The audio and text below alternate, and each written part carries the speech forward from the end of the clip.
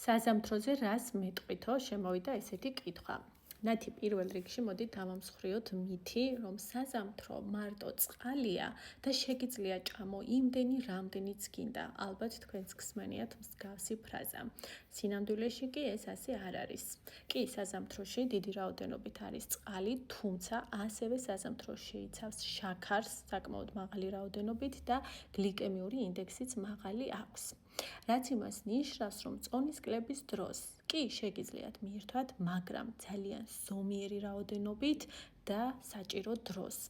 ასევე უნდა გაითვალისწინოთ თქვენი დღიური კალორაჟის ნორმა და ჩაეტიოთ ამ ნორმის ფარგლებში და ასევე უნდა გაითვალისწინოთ ნახშირწყლების რაოდენობის მიღების ნორმა თქვენი დღის რაციონის.